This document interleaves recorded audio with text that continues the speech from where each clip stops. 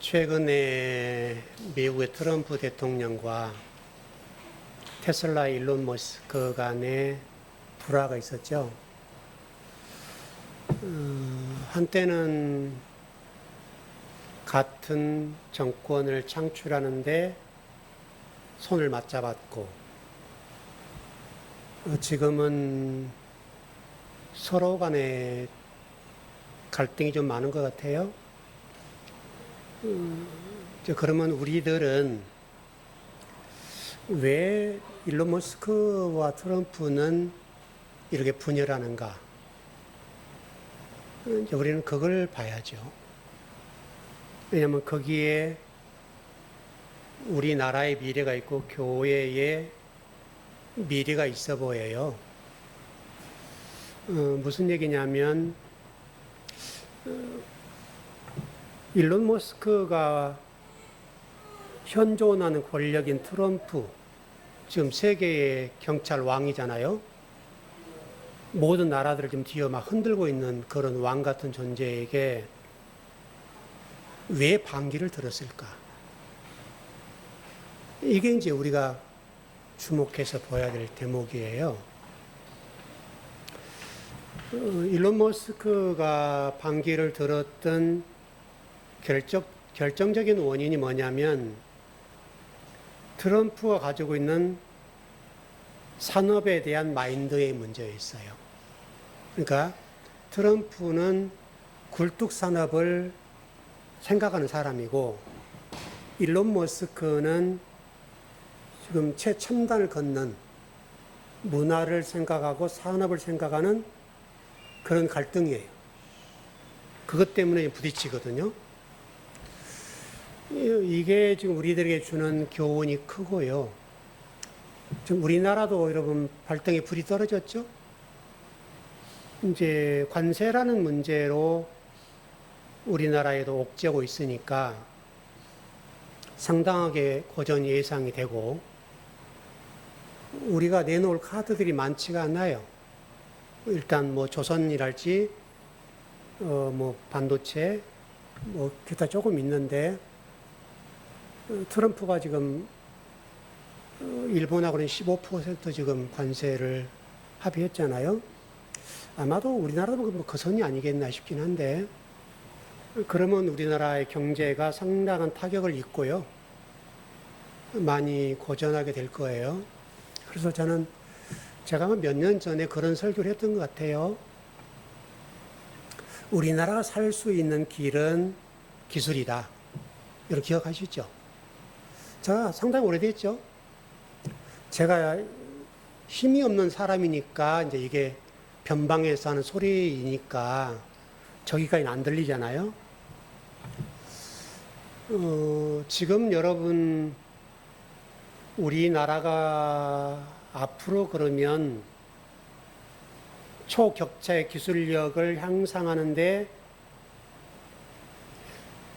뭐가 있는가? 가능성이 있는가? 이 문제 같아요. 여러분 중국이 지금 미국과 패권 전쟁하고 있죠? 중국이 이렇게 패권 전쟁하는 핵심이 뭐예요? 무엇 때문에 저렇게 중국의 나라가 힘이 커졌어요? 기술이에요, 기술. 그러니까 이공계 쪽에 어떤 전문 인력들을 국가의 정책으로 양성을 해요. 그래서 제가 아쉬워하는 게 그거라고 그랬잖아요. 우리나라는 공부해서 이공계 사람들이 들어올 자리가 없다고요.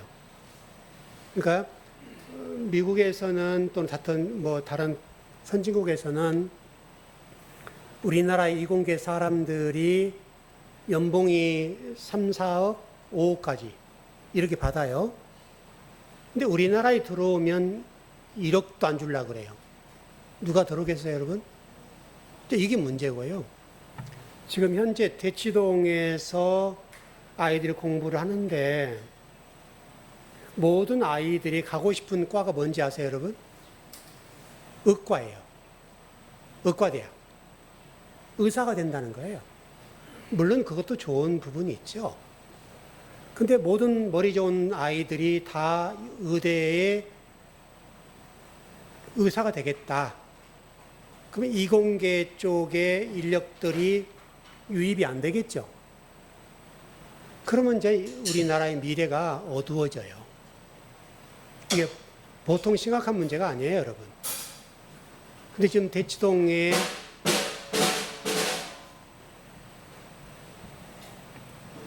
학원가의 우리 어머니들, 치맛바람이 모든 자녀들을 의학 공부시키는 쪽으로 집중해서 초등학교 때부터서 그렇게 길러요. 이게 심각한 문제예요.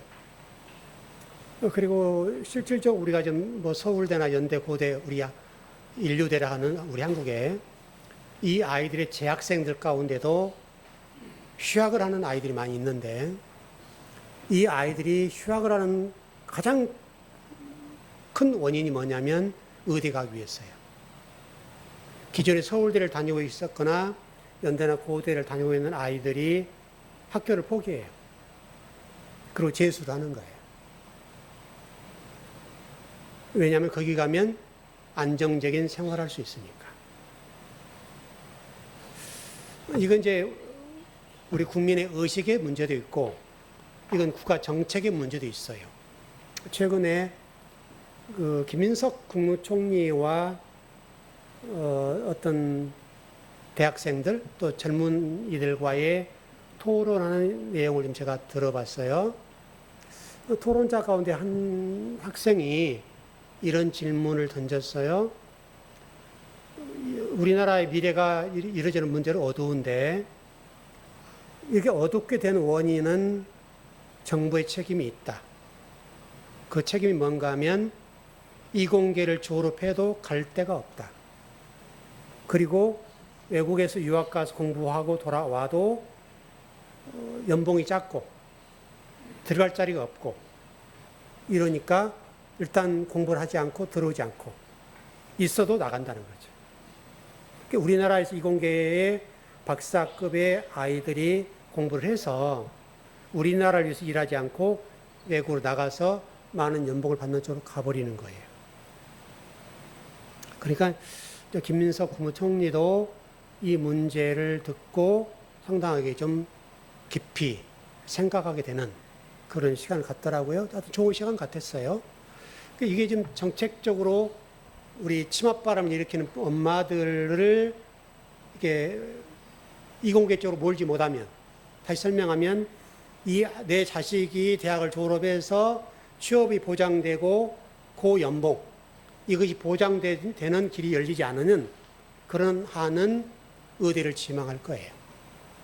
그러면 중국은 지금 그쪽에 전력을 투자해서 일하고 있는데 우리나라가 그렇게 되면 중국을 따라갈 수가 없고 아주 힘든 상황이 될 거예요. 이게 복잡하죠. 그러니까 지금 그렇지 않아 우리나라는 인력밖에 없잖아요. 사람이 우리나라의 재산인데 우리 대학생의 아이들이 이공계 쪽에 공부를 하지 않고 의대로만 다 가려고 하니까 이게 심각한 문제죠. 물론 의대를 나와서 또 해외로 나갈 수도 있죠. 그렇긴 합니다만은 그거는 한 분야의 문제잖아요. 한 분야의 문제이기 때문에 이게 앞으로 심각할 것이다. 저는 지금 아까 일론 머스크 얘기를 했습니다만은 제가 지금 최근에 우리 집사님 영상 올려준 거 있죠. 여러분 들어보시나요 지금요? 영상 올린 거 제가 지금 4편이 올라가 있죠. 4편 올라가 있는 거를 제가 들어봤어요. 제 설교를 제가 듣는 거죠. 들으면서 생각한 것이 야 이거 어떤 제가 여러분 설교하고 제가 얘기해서 죄송한데 이게 정말 우리 한국 교회가 이 문제와 트럼프와 일론 머스크의 부딪히는 문제처럼 기존의 기독교의 교리와 제가 지금 여러분들 선포해 주는 말씀과의 갈등이 좀 일어났으면 좋겠다. 좀 누군가가 저에게 시비를 걸어서 변 목사님 왜 설교를 그렇게 하십니까? 라는 시비를 좀 걸어줬으면 좋겠다. 시비를 거는 사람이 없어요. 물론 제가 이름 없는 목사니까 누가 못 들어서 그런지는 모르겠지만 누군가가 좀 시비를 걸어서 좀 갈등 요인이 발생하고 토론하고 그래서 그 한 사람의 목사님을 제가 끌어들여서 당신도 공부하시오. 이런 어떤 분위기까지 끌고 올 수 있다면 좋을 것 같은데 그러지를 못한 것 같아요. 그래서 제가 제 영상을 제가 들어보면서 야, 이거 한국 교회 이렇게 됐으면 좋을 텐데 아쉬움이 있는 거예요. 너무 아쉽고 안타깝죠. 일단 오늘 본문을 좀 풀어 가볼게요. 오늘 지금 보니까 주여 그러하오이다 주는 그리스도시요 세상에 오시는 하나님의 아들이신 줄을 내가 믿나이다. 이 장면과 여러분 간단하게 할게요. 좀 뒷부분 많아서 베드로가 예수님에 대해서 너희들은 나를 누구라 생각하냐 했을 때 주는 그리스도시요 살아계신 하나님의 아들입니다. 라는 고백하는 장면과 똑같아요. 다시 설명, 이 고백을 했다 하더라도 주님이 지금 이 고백한 사람에 대한 그 영혼 깊숙이를 쳐다볼 때에 그 영혼들이 베드로와 똑같은 상황이라고요. 왜? 베드로가 그 고백을 한 다음에 예수님과 관계 속에서 사탄아 물러가라. 너는 하나님의 일을 생각하지 않고 땅의 일을 생각하는 거다. 이렇게 했던 것처럼 똑같은 상황이에요. 일단 그렇게만 넘어갈게요. 자, 28절. 네, 시작. 이 말을 하고 돌아서서 가만히 그 자매 마리아를 불러 말하되 선생님이 오셔서 너를 부르신다 하니. 지금 마리아에게 예수님 찾아오셨죠? 근데 지금 마리아를 불러 말하되 선생님이 오셨다. 너를 부른다. 이렇게 얘기하고 있는 장면이네요. 지금 마리아는 지금 어디 앉아 있어요? 상주에 컬하고 있죠? 상주에 컬하고 있어요. 여러분 마리아의 이름은 제가 여러분 일전에 공부했기 때문에 마라, 쓰다 이렇게 미리암이라는 단어를 설명드린 적이 있고요. 그 마라라고 하는 반역자, 거역자 그런 뜻을 가지고 있다고 말씀을 드려서 배역하다, 쓰다 이제 그런 뜻인데요. 이중적인 것이 포함되어 있다고 말씀드렸어요.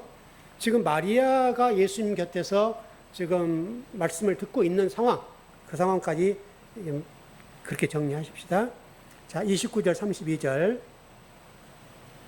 자, 그럼 한번 보시죠. 시작. 마리아가 이 말을 듣고 급히 일어나 예수께 나아가매 예수는 아직 마을에 들어오지 아니하시고 마르다가 맞이했던 곳에 그대로 계시더라. 마리아와 함께 집에 있어 유료하던 유대인들은 그가 급히 일어나 나가는 것을 보고 곡하러 무덤에 가는 줄로 생각하고 따라가더니 마리아가 예수님 매수 계신 곳에 가서 배웠고 그 발 앞에 엎드려 이르되 주께서 여기 계셨더라면 내 오라버니가 죽지 아니하였겠나이다 하더라.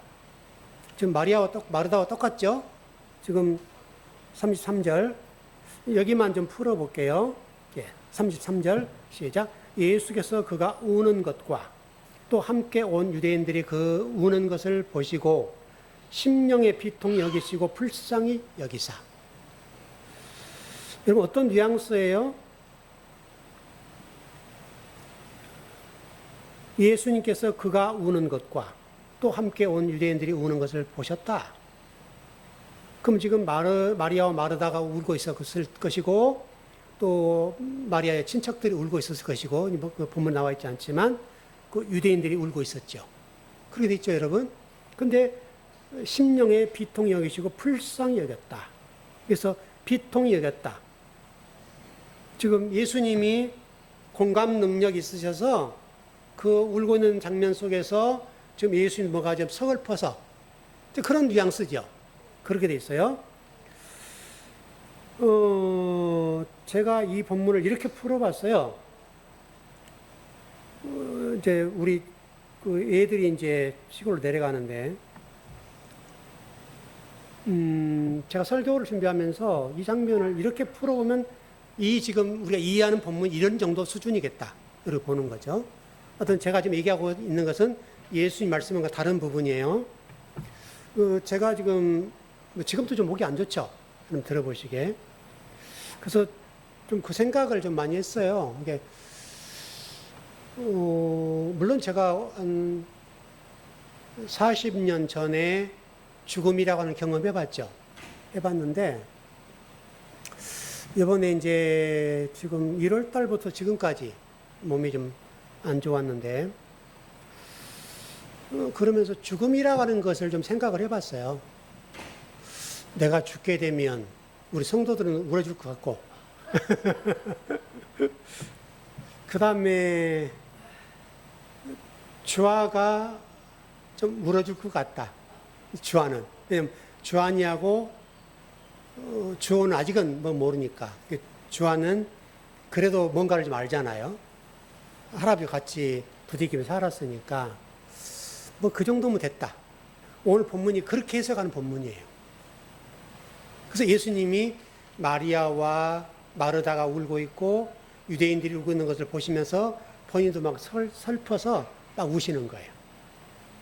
제가 이번 주간에 장례식을 갔다 왔는데요. 저희 고모가 돌아가셨어요. 그래서 지난 주간에 뭐 밤에 갔다 밤에 왔는데 바로 이제 연세가 93세니까 뭐 우는 분이 없더라고요. 그거는요. 근데 그럴 만하죠. 저도 이제 하나님 고모인데 제가 명절 때만 통화하셨던 분인데 이제 가서 들어보니까 이게 심장 박동기 이제 그거 심는 거 있죠. 그 숨을 잘 못 쉬시니까 그걸 이렇게 심었다가 답답해 하셔가지고 뺐는데 이제 그래서 돌아가셨대요. 숨을 못 쉬니까 아마 그렇게 돌아가셨다고 하더라고요. 안타깝긴 하지만 또 저희 핏줄로서는 이제 유일하게 아버지 형제간 가운데 한 분이시던 분이 돌아가셨으니까 마음은 좀 아팠지만 그래도 잘 돌아가셨다. 고통스러우니까 그런 생각으로 돌아왔어요. 바로 그런 것 같아요. 자, 한번 풀어보죠. 그러면요. 자, 34절, 35절. 이 장면을 잘 한번 봐보십시다. 네, 시작. 이르시되 그를 어디 두었느냐 이르되 주여 와서 보옵소서 하니 예수께서 눈물을 흘리시더라. 이 눈물이 누구를 향한 눈물이었을까? 이게 오늘 본문 전체의 핵심이에요. 우리가 지금 생각하는 현재 상태에서는 나사로 죽음에 대해서 예수님 슬퍼하신 장면이죠. 그렇게 이해하는 본문이거든요. 그래서 제가 아까 앞부분에서 그 비통히 여겼다. 이 부분을 강조를 하려고 하는데, 여기 이제 비통히 여겼다는 말이 예수님이 지금 마르다와 마리아와 유대인이 나사로의 죽음을 보시고 같이 울어주는, 그러니까 예수님이 울어주니까 굉장히 복된 자리잖아, 지금. 그런 자리로 이해할 수 있는 본문인데, 그러나 이 본문의 내용은 그런 의도와 달라요. 여기 비통하다는 단어의 뜻이 뭐냐면, 원문 그대로 풀어보면 분개하다. 전혀 달라요. 그러니까 예수님이 우신 것은 나사로의 죽음과 또 마르다와 마리아와 유대인이 같이 울어주니까 공감 능력이 있으셔서 같이 울어주는, 그렇게 이해하는 본문인데, 원뜻이 뭐냐면 분개했다. 분개. 나사로의 죽음을 두고 이렇게 우는 것에 대해서 분개하신 거예요. 그럼 뭔가 다른 의도가 있는 거죠. 왜 분개하셨냐 이거예요. 이 장면이 좀 속된 언어로 풀어보면 예수님이 빡치셨다. 좀 이렇게 확 이게 돈 거예요.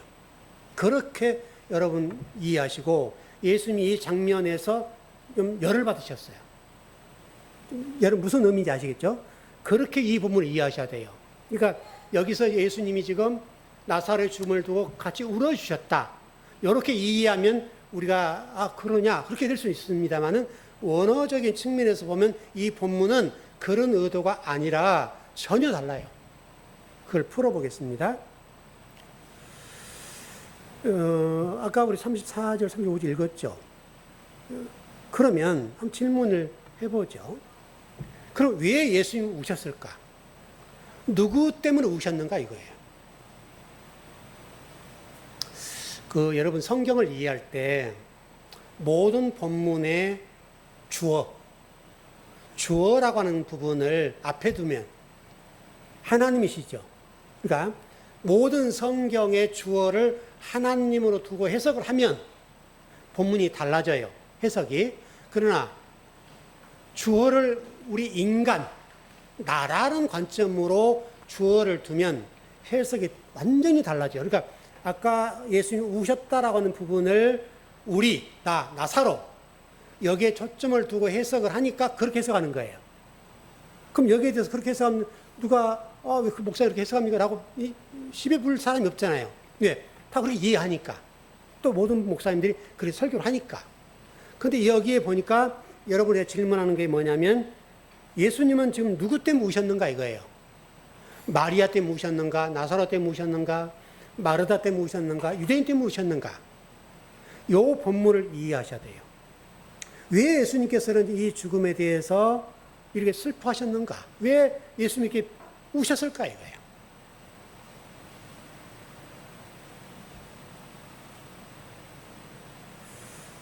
대개는 그냥 겉핥기로 보면 나사로의 죽음 때문에 울었다고 얘기할 수 있겠죠. 그러지 않겠습니까?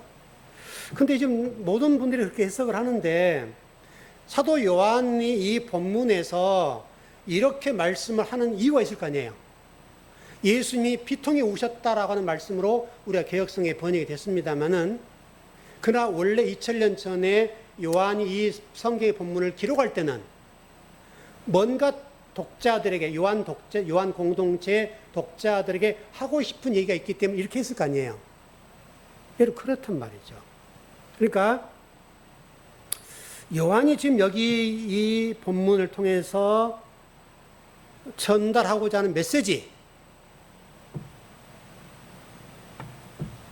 또 하나는 나사로의 죽음이라고 하는 이 관점에서 나사로의 죽음 이렇게만 보는 건데 예수님이 지금 우시는 부분이 누구냐, 누구 때문에 울었냐 이렇게 말씀하는 부분도 있고 진짜 여기서 죽은 사람 누군가?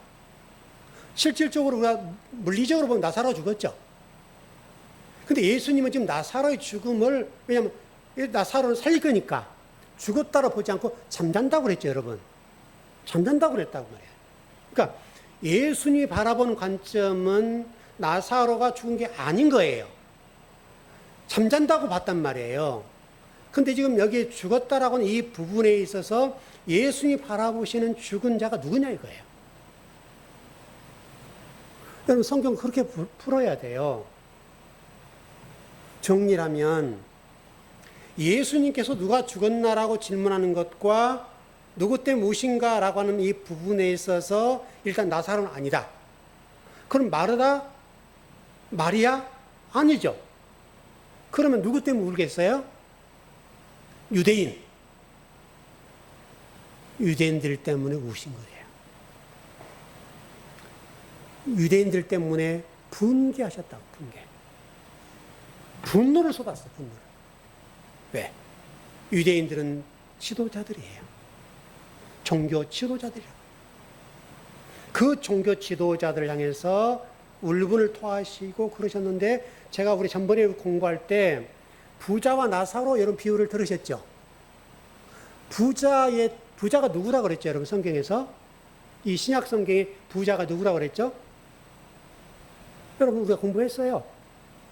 성경이 말하는 부자는 바리새인들이라고 그랬다고요. 바리새인들.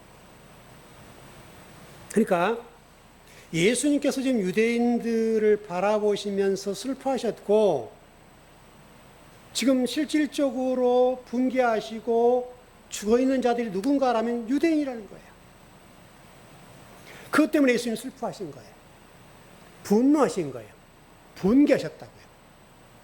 왜 이거를 놓치면 안 돼요. 그러니까 여러분 그걸 왜 그렇게 설명할 수 있는가 하면 여러분 창세기 3장을 우리가 공부할 때 선악 지식나무 뱀의 이 관계로 인해서 선악 지식나무의 열매를 따먹었죠. 하와와 아담이 따먹었죠.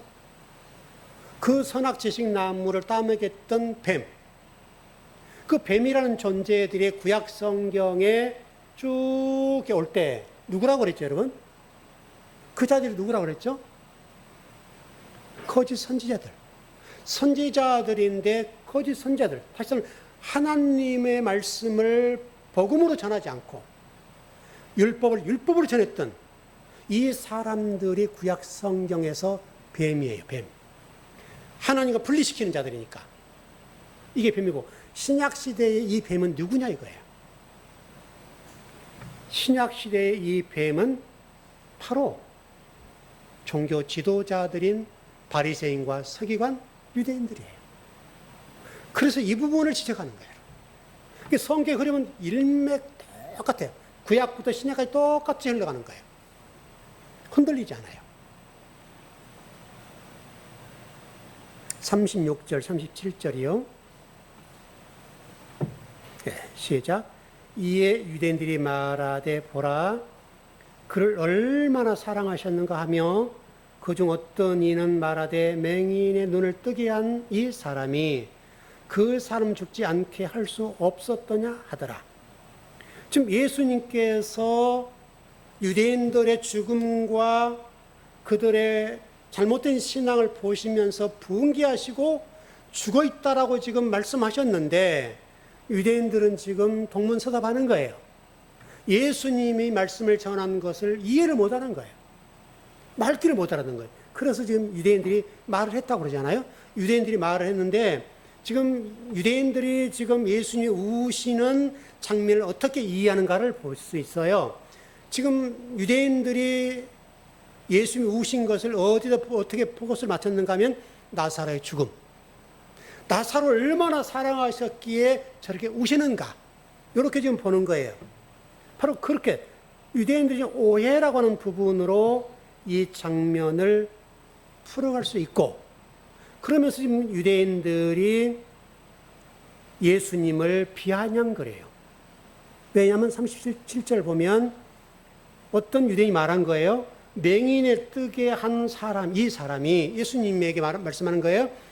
그 사람은 죽지 않게 할 수 없었더냐?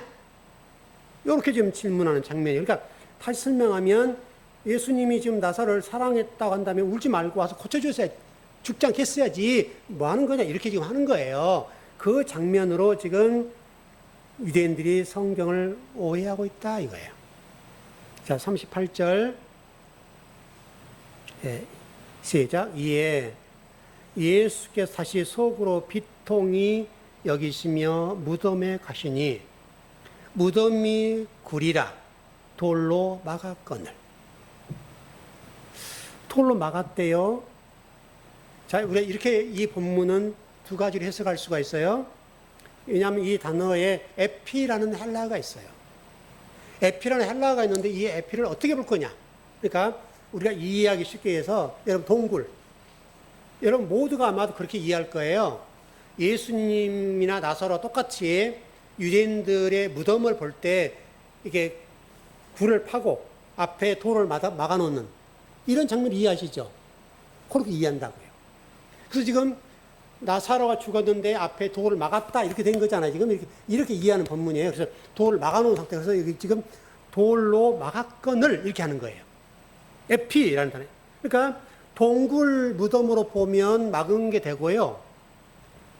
에피라는 단어를 무덤을 이렇게 보면 돼요. 마치 여러분 노아 방주의 방주처럼 무덤을 이렇게 무덤을 보고 위에 얹어놓은 상태. 이렇게 돌을 얹어놓은 상태. 그러니까 여러분 그 예루살렘 성전 그 황금 성전 있죠.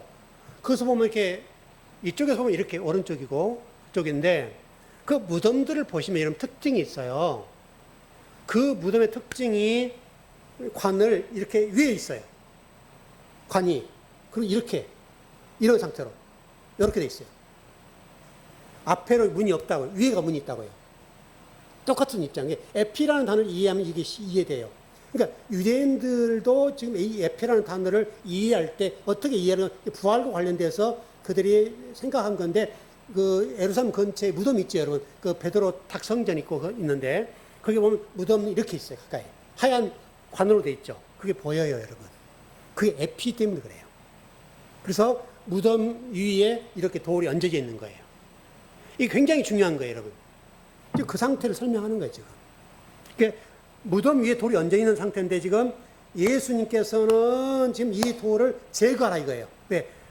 잘 보세요. 뉘앙스를 보세요. 무덤이 구리라 돌로 막았다 이거예요. 막았다. 돌 막아져 있다 이거예요. 그러면 예수님 생각하는 돌이 막혀 있는 장면이 잘못됐다는 의도가 있죠. 그러니까 제거하라. 옮겨 놓으라. 옮겨 놓으라 이거예요. 왜냐하면 이게 이제 우리 개역 개정 성경에는 자세하게 나와 있지 않지만 에피라는 단어와 더불어서 아이로라는 단어가 이 원문에 있어요. 그래서 이게 원문을 보지 않고는 이해할 수가 없어요. 이거는 아이로라는 단어인데요. 아이로라는 단어가 뭐냐면 이렇게 들어 올려라 이거예요. 들어 올려라. take up이라고 뭐 영어를 제가 잘못해서 take up 이렇게 들어 올려라 이거예요. 돌을 올려라 이거죠. 올려라. 돌을 올려라 이 말은 돌을 땅으로부터 제거하라. 왜? 왜 그러겠어요, 여러분? 왜 지금 예수님께서 지금 그 나사로의 죽음에 대해서 이 돌 문제를 다루냐면 이게 지금 제거돼야 된다는 얘기잖아요. 이거 올려놓으라 이거예요.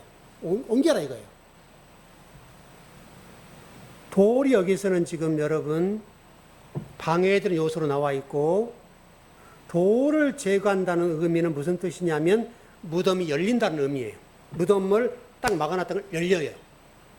위를 본다는 거예요. 위를. 그러니까 하나님의 이 위와 땅, 창세기식으로 얘기하면 윗물과 아랫물 요 개념으로 보는 거예요. 지금. 그렇게 지금 정리가 되어 있어요. 이 장면과 여러분 하나의 좀 이렇게 비슷한 거 요한복음 10장 31절은 봐봐요.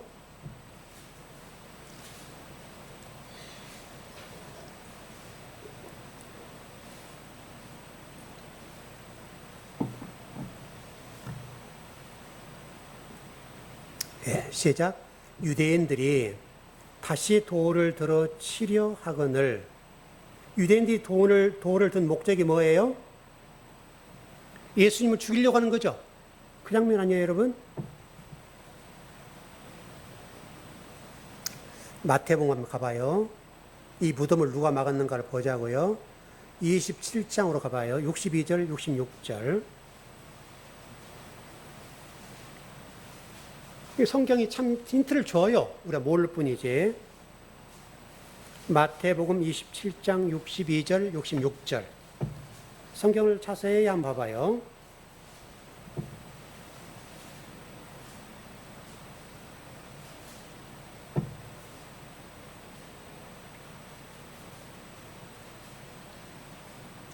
(27장) 62절, 66절 시작.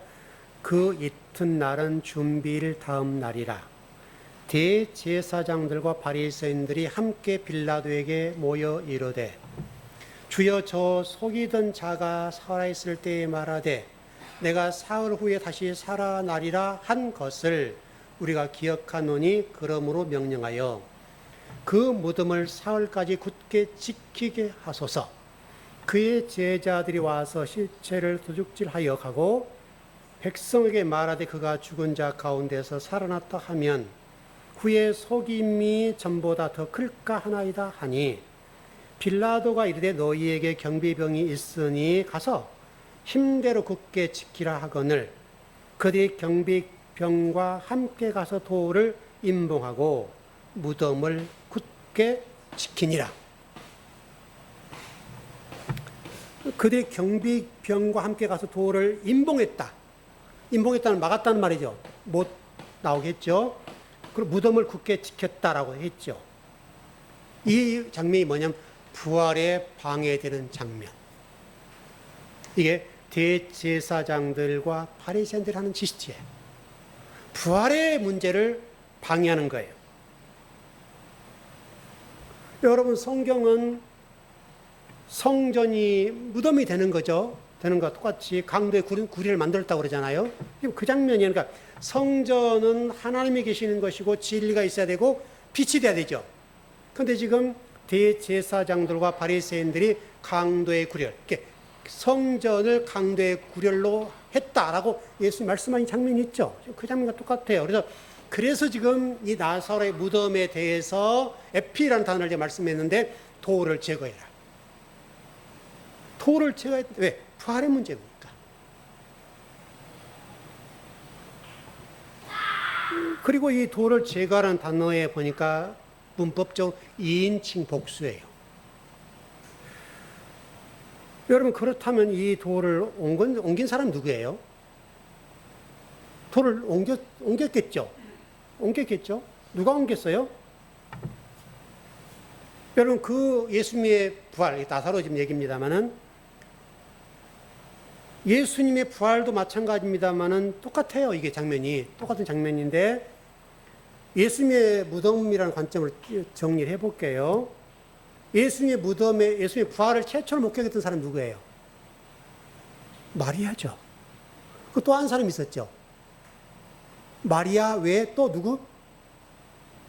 막달라 마리아. 그럼 성경에 그렇게 돼 있어요. 그래서 2인칭 복수예요. 그래서.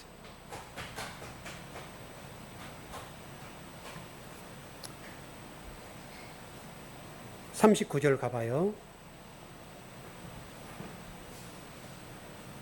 네, 시작. 예수께서 이르시되 돌을 옮겨 놓으라 하시니 그 죽은 자의 누이 마르다가 이르되 주여 죽은 지가 사흘이 되었음에 벌써 냄새가 나나이다. 자, 모든 사람 마르다죠. 예수님께서 말씀하셨죠. 완전히 죽음을 확인한 사람을 통해서 마르다 입을 통해서 다시 설명하면 입을 통해서 나사로의 죽음을 확증했죠. 그게 중요해요. 이제 완전히 죽었단 말이에요. 이 장면과 예수님 장면과 똑같아요. 20장, 요한복음 20장 1절 한번 봐보죠. 아까 아이로라는 단어를 제가 좀 해석해 한번 용례로 설명해 보려고 그래요.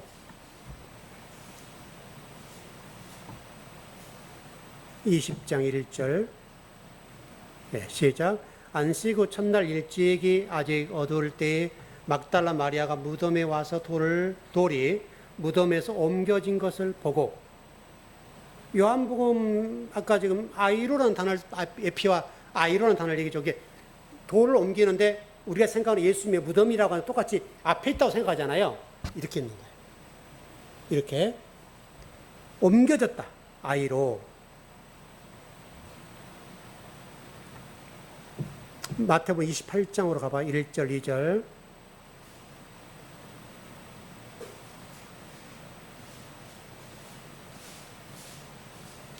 나사로의 죽음과 부활이 예수 그리스도의 죽음과 부활과 똑같다고 하는 것을 지금 보여주는 거예요, 여러분.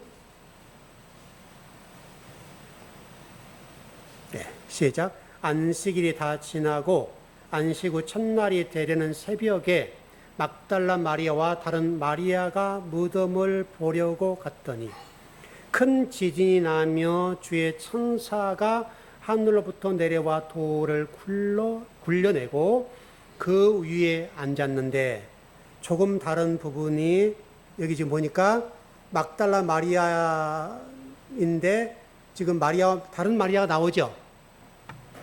지금 똑같은 장면이에요.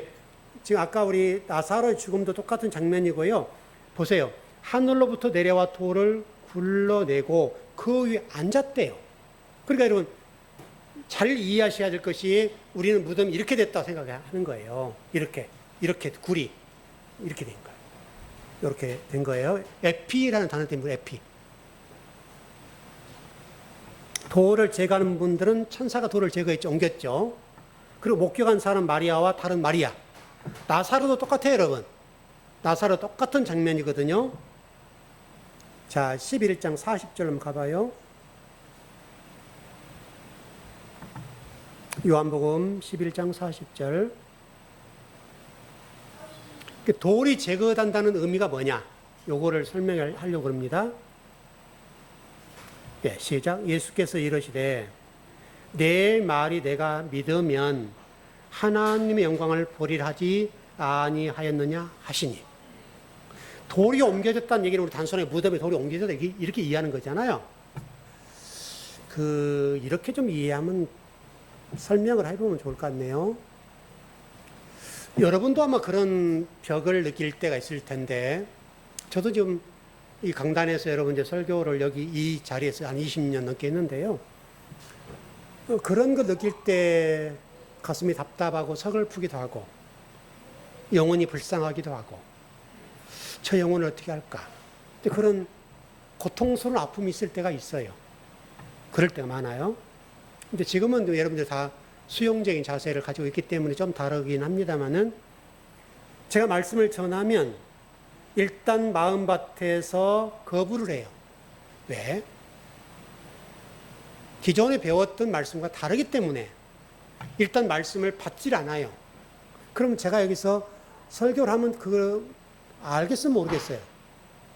알죠. 왜냐면 제가 목사가 이제 1년, 2년 차 초년병이 아니고 지금 거의 30년의 목회를 했으니까 성도들이 말씀을 받는 자세만 보면 성도가 말씀을 먹는다 안 먹는다 다 알아요.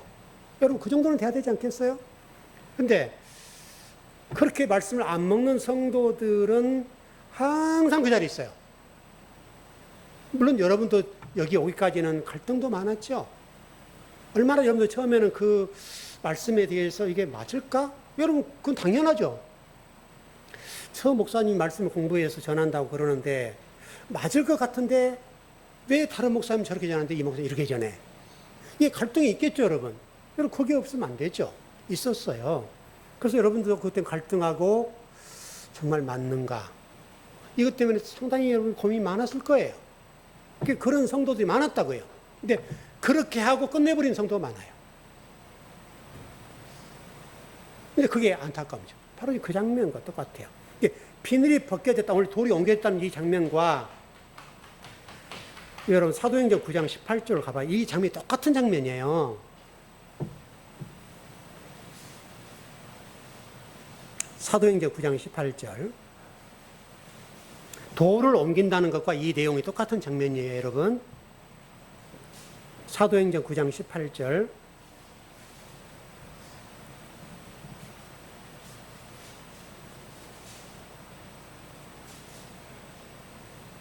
예. 시작. 즉시 사울의 눈에서 비늘 같은 것이 벗겨져 다시 보게 된지라 일어나 세례를 받고. 에피, 아이로라는 단어를 통해 설명한 것처럼 돌을 옮긴다는 말은 돌을 옮긴다는 말이 포함되죠. 그 물리적으로 보여진 거죠. 근데 실질적으로 지금 예수님이 하고 싶은 게 뭐냐면 유대인들의 또 바리새인들의 또는 종교 지도자들의 이 눈, 비늘 이걸 벗기고 싶었어요. 마리아와 마르다도 마찬가지고요. 그 유대인들에게 이걸 벗기고 싶은 거예요. 돌을 옮겼다는 이 말은 돌을 옮겼다는 게 중요한 게 아니에요. 그들의 영적인 부분이 땅 지향적인 것이 하늘 지향적인 걸 바꾸고 싶었던 거예요. 그 장면이에요. 그 장면. 그게 여러분 뭐냐? 부활이에요. 부활. 그게 부활이라고 여러분. 여러분 아시는 대로 사울이 여러분 얼마나 하나님을 열심히 했습니까? 사울이 기세등등하게 여러분 초대교회 예수 그리스도 믿는 사람들을 잡아 죽였잖아요. 왜? 하나님의 일을 했다고요. 그러나 죄책감도 없어요. 왜? 자기가 생각하는 진리 안에서 그걸 잘한 걸로 이해하는 거예요. 그 안에 진리가 안 들어가니까, 복음이 없으니까 말씀을 이해 못하는. 왜? 눈에 이게 껍질이 벗기지 않았어요. 이게 딱 씌워졌어요. 여러분 그 백내장 수술하기 전에 해보신 분 아시죠? 저도 지금 양쪽 눈 다 했는데 세상이 달라 보이죠? 달라 보이죠? 그 장면 똑같은 거예요. 지금 사울에게 똑같고 예수님께서 지금 마리아와 마르다 유대 종교 지도자들 유대인들을 향해서 말씀하신 게 뭐냐면 이 장면이에요. 이 장면. 사울일 때 이게 지금 이 눈에 씌었던 이 비늘 껍질 이걸 제거하고 싶었어요. 근데 유대인들은 제거가 안 됐죠. 그래서 예수님이 지금 그들을 보시면서 분개하시게 분개. 화를 내신 화를. 예수님과 말씀을 먹었잖아요. 예수님 말씀 먹었잖아요. 안 변하니까 위의 것을 쳐다보지 못하고 영원히 땅정에 지향하니까 그 자체가 죽은 자잖아요. 그게 죽은 거예요, 여러분. 죽은 거. 나사로가 죽은 게 아니에요. 지금 여기서 예수님이 죽었다고 하는 것은 잠잔다고 나사로는 설명했지만 이 잠잔다는 말이 죽었다는 말과 똑같은 말이지만 실질적으로 잠을 잔 사람들 유대인이었다고요, 여러분.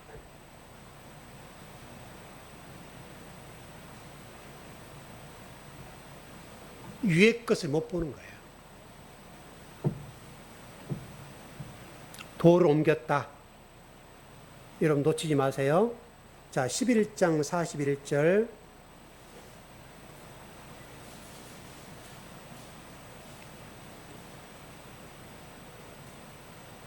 네, 시작. 돌을 옮겨 놓으니 예수께서 눈을 들어 우러러 보시고 이러시되 아버지여 내 말을 들으신 것을 감사하나이다. 여기서 눈을 들었다는 말이 뭐냐면 아이로 돌을 옮겼다는 것 똑같은 단어예요. 이거 앞에도 돌이 옮겼다 나와 있습니다만은 돌을 아이로 했다. 아이로 했단 말이 돌을 옮겼다. 이게 껍질을 벗겨냈다. 이게 우리 기독교에서 중요해요, 여러분.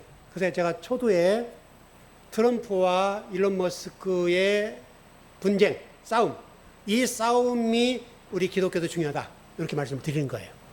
왜냐하면 기존에 우리가 교리 부분을 전하는 목사님들과 이게 트럼프로 본다면 새로운 말씀을 전하는 자들과 이게 갈등이 있어서 발전할 수 있어야 된다고요. 논쟁해야 된다고, 논쟁. 근데 지금은 그것도 없어요. 아무런 문제의식이 없고 이 문제에 부딪힘이 없는 거예요. 너는 너, 나는 나. 이렇게 된 거예요.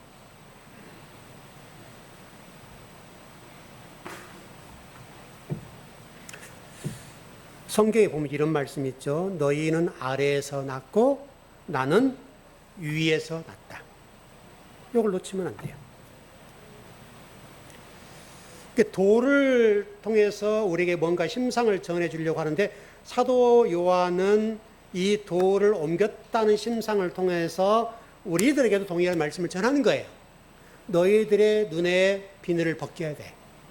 다시 말하면 네 생각과 가치관, 의식구조를 내려놓아야 돼. 똑같은 의미예요. 이게 안 변하면 안 보여요. 안 들려요, 여러분.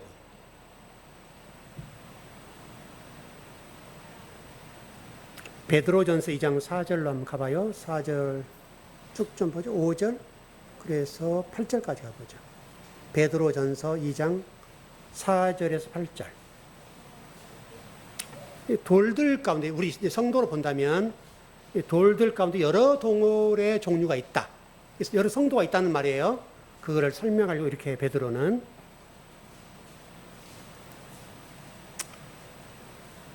베드로전서 2장 4절 이하입니다.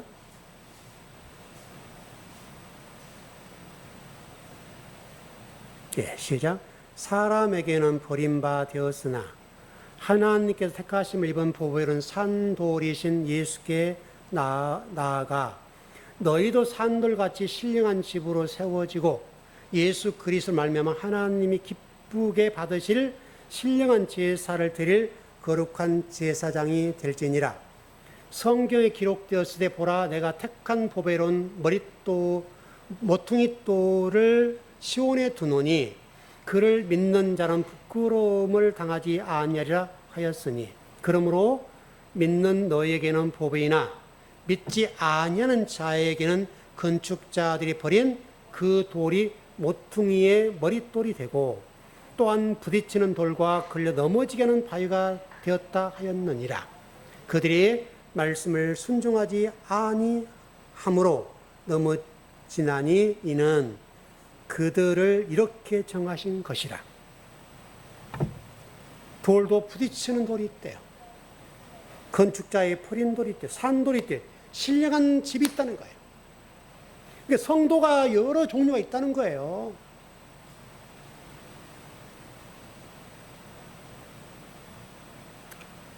지금 예수님께서 심주 말씀하시고 사도 요한이 얘기하고 싶은 것은 여기 죽은 돌, 버린 돌, 누구예요? 유대인들.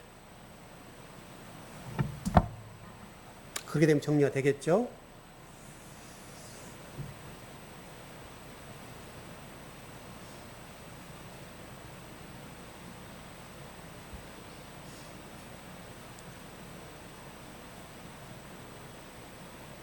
예, 끝을 보죠. 11장 44절 앞부분은 여러분 그냥 읽어보시면 될 것 같아요. 44절